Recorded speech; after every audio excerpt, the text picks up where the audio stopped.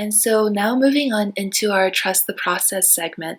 So most often it's the end work that the public sees, but there's so much more that goes into it than meets the eye. So could you share us an element of your process that's not really evident in your end work that you wish more people were more aware of? Yeah, there is a lot of trust, like you said, um, not just in the process, but also in yourself.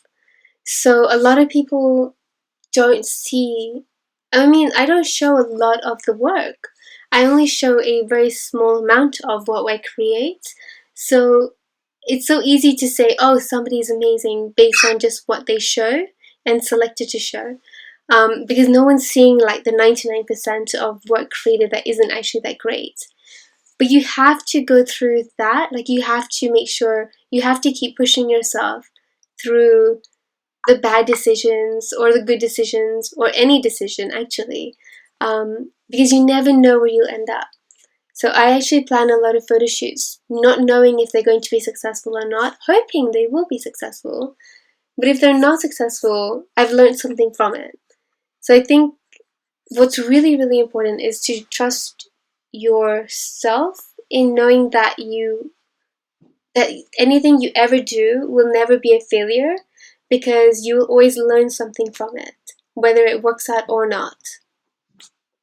Great, thanks very much for sharing. So Bella, could you please walk us through your journey?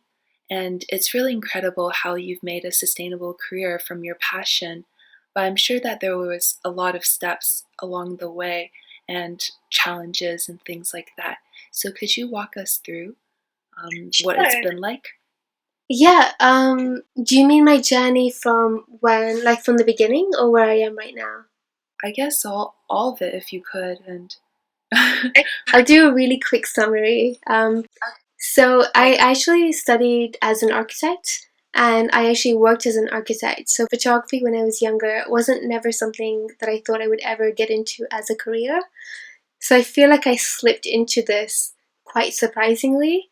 Um, so when I was in architecture school, I actually started to learn Photoshop because that's what the program we needed to use to, you know, evolve and share our ideas. And so it was through Photoshop that I discovered photography. And then that was around 10 years ago. And then essentially after that, it was just small decisions after another to lead me to a place where I was able to make more money in my photography work than my architecture job. And I think that's really how anybody who's ever chasing a passion should kind of um, no, I wouldn't say that's how anybody should do it, actually. I think be open to possibilities. So for me, when I was in architecture, I wasn't 100% happy, but what I was content because I was getting, good money every month, but it wasn't fulfilling a set of expectations that I had for my life.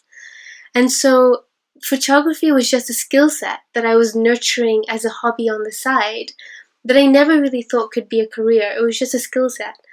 But with my attitude being what it is, which is to always make each image better than the one before and to nurture anything that ever inspires me, whether that's photography or whether it's drawing or painting or music, I always try and nurture my interests through talking to people, through learning on YouTube, through investing in courses, because it's fun at the end of the day. You should always be doing things that are fun for you. And so that's how suddenly I began to realize that I was having a lot more fun doing photography, and I was really loving the lifestyle that I was having, the invitations I was getting to lead workshops, and I was teaching suddenly, and I was able to cultivate other people's journeys in their creative endeavors, which I found was incredibly fulfilling because it's so nice when you can have a positive impact on somebody else.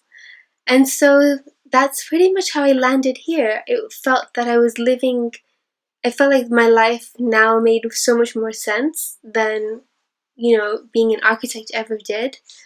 And it was not an easy decision to make because when you're sacrificing a steady paycheck into something that's a little bit um, unusual and unknown, and you don't know if you'll even be able to make it work. It's not an easy decision to make, but I think that I was able to make that because I knew that I worked hard. So I could always trust in that. Like I wasn't leaving I was leaving a lot to chance, but what I wasn't keeping up to chance was my attitude. Like I know I can work hard. I know I can chase dreams, and I know I can. If other people can make it a career in doing whatever they're doing, I can too. So I think attitude is really important. Yes, that's very courageous and like a big leap of faith. And you outlined your architecture career and now your photography career, but there must have been a lot of overlap between the two, right? That's correct, yeah. So I think architecture really, really taught me how important it is to be conscious of a space and of a person's experience in that space. So architecture isn't just about what the building looks like visually, although that plays a huge role in how we design things. We want things to look aesthetically pleasing, so that feeds into my ideals for my photography vision.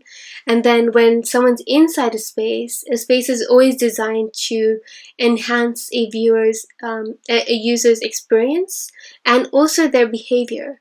So that psychology I also bring into my work too. I want somebody that when they look at my work to feel as if they can go into that scene. And I really like to control a viewer's eye and then hide little details, and that's why I'm very detail orientated in my work, because that level of detail I feel impacts a person's experience of a piece. It's a piece that I want somebody to be able to look at over and over and discover something new each time. Whether that's the lighting or the color or the way I've chosen to incorporate certain things in the image. So yeah. Thank you for sharing that.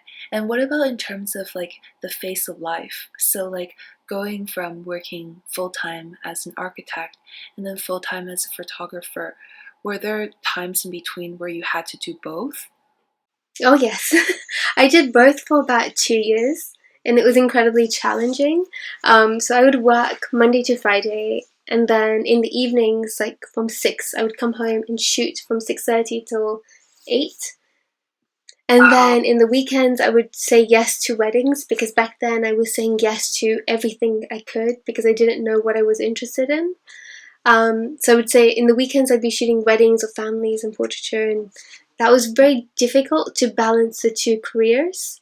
Um, and now life is so much more easier because I only have one thing to focus on, but it's more challenging because no one tells me what to do. I have to do it myself.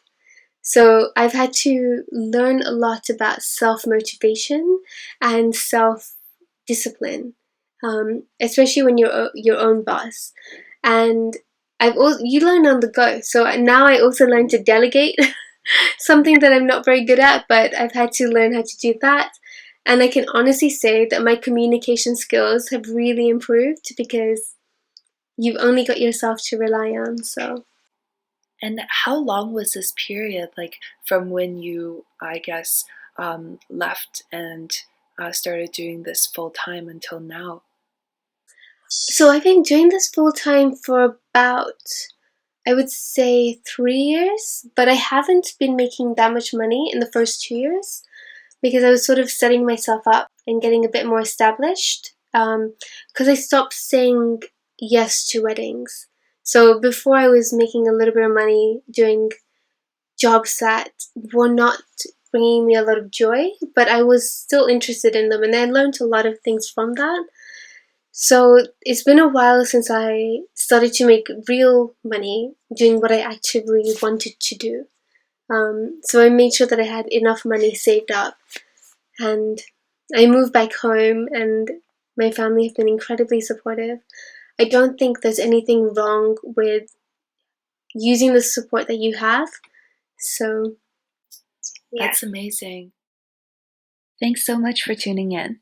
We would love to hear your thoughts or questions. Please let us know in the comments and review section, and we'll try to cover it in the next sessions. If you enjoyed this content, please share and subscribe for more episodes. For latest updates, follow us on Facebook and Instagram at Art Focus Exchanges.